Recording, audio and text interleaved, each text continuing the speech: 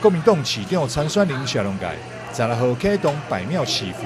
伫国民党担任市党部主委林进旺、议员柯志春、议员参选人童晓云、蔡宗豪、高凯旋等人的陪同之下，第一站来到台湾首幕天坛，向着皇上帝禀告伊参选市长的理念。同时，谢龙介伫接受访问时也指出，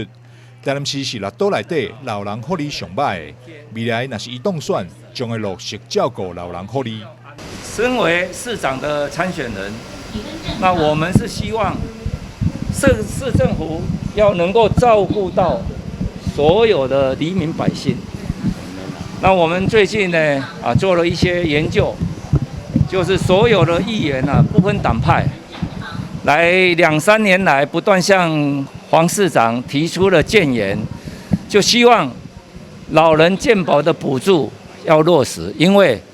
6都里面只有台南市做不到，所有的5都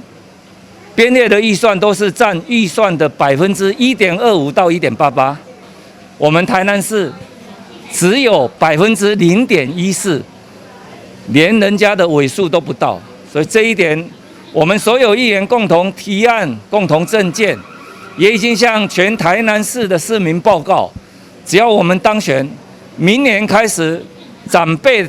就不用再负担826元的健保费。那所有的年轻朋友，如果长辈是靠在你身上的健保费，一样也是获得同等的补助，减轻年轻朋友的负担。那我想，玉皇大帝他会理解我们一心要为台南市民打拼的心意。谢龙介百庙祈福，分别前往台湾首幕天坛、